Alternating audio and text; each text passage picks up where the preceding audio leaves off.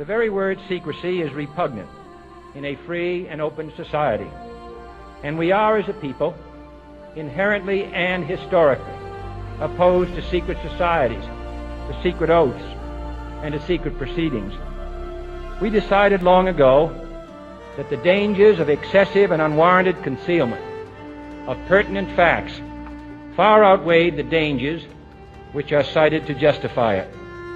Even today, there is little value in opposing the threat of a closed society by imitating its arbitrary restrictions. Even today, there is little value in ensuring the survival of our nation if our traditions do not survive with it. And there is very grave danger that an announced need for increased security will be seized upon by those anxious to expand its meaning to the very limits of official censorship and concealment. That I do not intend to permit to the extent that it's in my control. And no official of my administration, whether his rank is high or low, civilian or military, should interpret my words here tonight as an excuse to censor the news, to stifle dissent, to cover up our mistakes, or to withhold from the press and the public the facts they deserve to know. I've offered my opinion, but ultimately it's the American people's decision to make collectively. And if somebody wins the election and they are president, then my constitutional responsibility is to peacefully transfer power to that individual and do everything I can to help them succeed.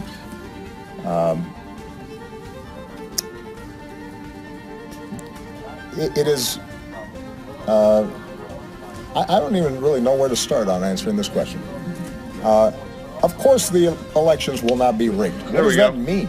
Let's just get rid of 5,000 votes for Sanders, put Hillary ahead, 4,382. It's advice. But I think that the real question is, what is the legitimacy now, and what is the accountability of what has occurred within the Democratic campaign, where we have clear proof of sabotage? It's already seen one head resign. Our sources within the DNC say that they believe more heads are going to roll. But what about the election? What's the redress for the people that have effectively, one can argue, have had a candidate stolen from them as a result of corrupt practices within the DNC? Are you hoping these leaks elect Donald Trump president? It does. I mean, it's irrelevant. That's not why we publish. WikiLeaks, let's take a step back. WikiLeaks was founded 10 years ago. We have a 100% track record for accuracy on the material we've published. We have published 11 million publications, including 650,000 that are about Russia, mostly critical, more than 2 million about the government of Syria, including Bashar al-Assad's personal emails. We don't have any concern as to whether Hillary is elected or Trump is elected. We're concerned that the material we publish is always accurate. And the one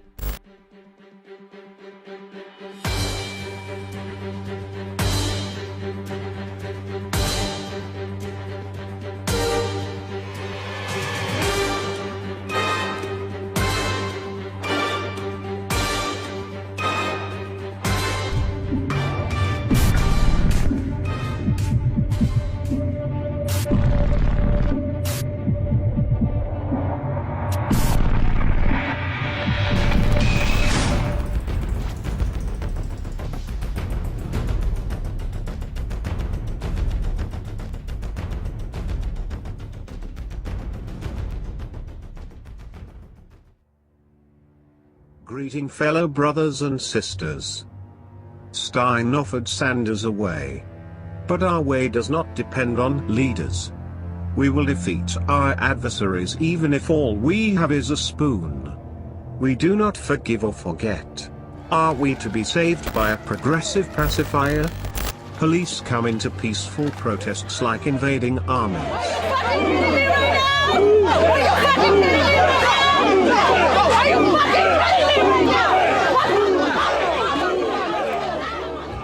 Meanwhile, our army fights for the IMF agenda.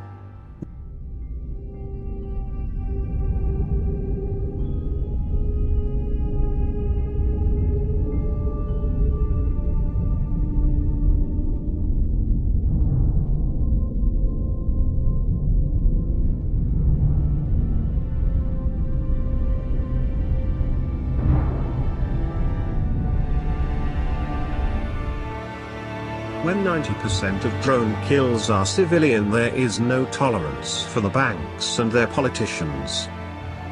Other news now, and the US is admitted to killing dozens of civilians and drone operations in several countries. It is the first time the Obama administration has released data with such a significant death toll, but the numbers are not what some journalists were expecting, as Caleb Maupin explains. The report from the White House indicates that between 64 and 116 non-combatant civilians have died as a result of U.S. drone strikes. Now, it was made clear by the White House that this report does not include people who died in Afghanistan, Iraq, or Syria. The reason that these three countries were excluded is because these are considered to be active war zones, and according to the White House, the number of civilian deaths in Afghanistan, Iraq, and Syria are classified. That information is classified. These numbers released by the White House, again, 64 to 116 civilians estimated killed, according to the White House report, are much lower than the numbers given by many independent civilian watchdog groups. There is no tolerance for standing with Hillary. We get that Sanders' endorsement was the chip he had to force the DNC to get progressive. Nonetheless, when Sanders endorsed Clinton, the trending hashtag was Sanders sells out.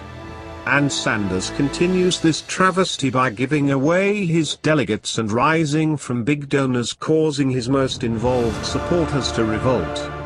We're on to greener pastures. The truly independent campaigns, the non-corporate campaigns, of which I'm really the only representative, have gotten essentially $0 in free media coverage. So there is an internet, there is social media out there. The word is getting out, especially for young people. 43 million young people who are locked in student debt, predatory loans, no other way out except through my campaign. I'm the only candidate who will cancel that debt like we did for Wall Street. It's about time to do it for the victims of Wall Street. As that word gets out, 43 million people locked in debt is actually enough that could win a three-way race. So we do have the power. It's about standing up and rejecting this propaganda of the lesser evil, standing up and fighting for the greater good, like our lives depend on it, because they do. The DNC lost its chance at survival because they are corporate warmongers with no one to represent us. We are batteries for the elite as surely as with Mr. Anderson. Rise up in the streets. Reach out through your actions, then with your electronic voice and code. We will not negotiate with corporate warmongers. Clinton will take us to war in a heartbeat. Another major war. She will push for the Trans-Pacific Partnership. She did so 45 times. On CNN talks about that. She's already pushed for the Trans-Pacific Partnership 45 times before saying she's against it. So today is not, you don't concede anything today. This is the day you start peacefully, battling peacefully, and with your voice louder than ever. To the Hillary bots, to the Hillary supporters, I will never vote for Hillary. And there are millions and millions of people just like me. AMF double spoke the fearsome fought to crush the world. Liberation which let corporations kick out business, privatization which let them take over utility, flexibility which let them ignore pesky human rights, and deregulation which killed all independent currency. Those who maintained independent currency have been our enemies, which elite-ruled US and allies have overthrown our corporate dictatorship that has happened to America too. What do you do when aliens invade?